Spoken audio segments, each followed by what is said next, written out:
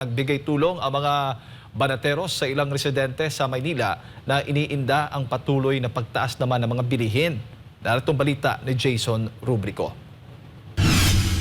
Hirap ang tricycle driver na si Mang Michael na pagkasyahin ang kanyang kinikita kada araw para sa pangangailangan ng kanyang pamilya. Wala raw kasing hinto ang pagtaas ng presyo ng mga bilihin ngayon. Mahal rin ang bilihin eh. Kaya wala talaga eh. Gaya na, No choice. anong mga nagmamahal ngayon? Bigas, mga gulay, mga karne. Ayan, mahalat yung mga bilihin. Hindi kasya sa kinikita mo? Hindi kasi kinikita.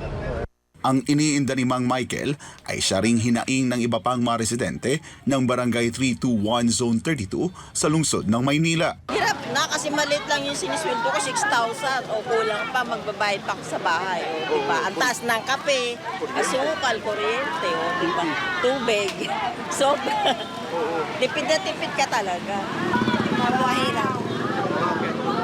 Siyempre, wala nang pera yung mga tao eh. Kaya mahirap talaga. Masyado namang mahal? Mahal talaga. Kabili ko lang ng bigas mahal eh. Kaya naman answered prayer nga raw nang makatanggap sila ng balita na mabibiyayaan sila ng grocery items nitong araw ng Lunes. Ramdam ang hirap na dinaranas ng ating mga kababayan, isang community outreach program ang isinagawa ng mga banateros, katuwang ang Mandaluyong Royal Skyline Eagles Club. Break nga raw muna sila sa mga usaping politikal. So habang tayo po ay nagpapahinga dahil tayo po ay naka-season break, tayo po muna ay magbibigay ng serbisyo sa community.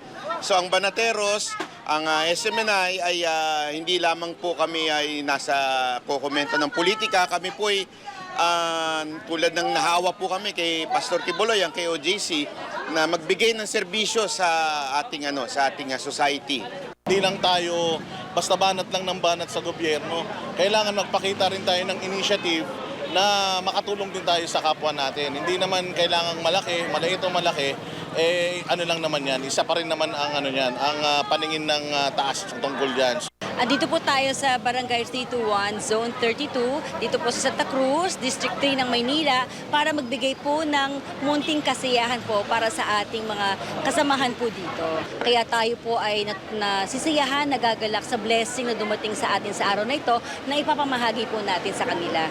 Bags na may lamang grocery items gaya ng bigas, canned goods, noodles at iba pang bilihin ang tinanggap ng mga benepisyaryo.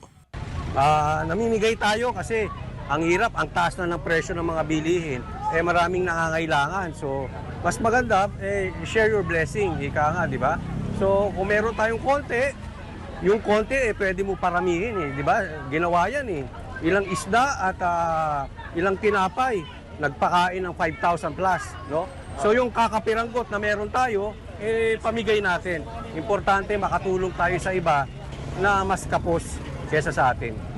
Napakalaking tulong nito, lalong-lalo na doon sa mga kababayan natin na naghihirap. Kasi dito sa Maynila, yung mga iba na kababayan natin galing probinsya, ang trabaho nila dito ay isang kahig, isang tuka. Tatrabahuin nila ngayong umaga, kakainin nila mamayang gabi. So kahit pa paano, ito ang pamimigay natin, malaking tulong ito.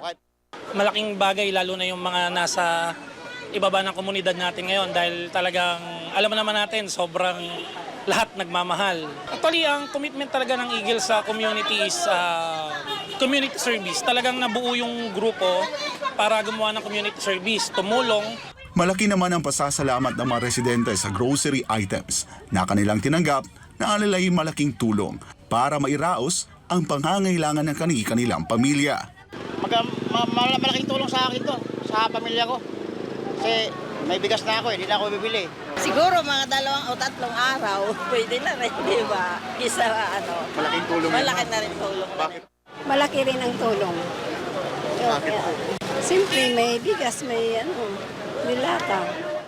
Tiniyak naman ng mga banateros na hindi rito natatapos ang mga tulong na ibibigay nila sa mga nangangailangang komunidad, partikular na sa Metro Manila. Para sa Diyos at sa Pilipinas kung mahal, ako si Jason Rubrico, SMNI News.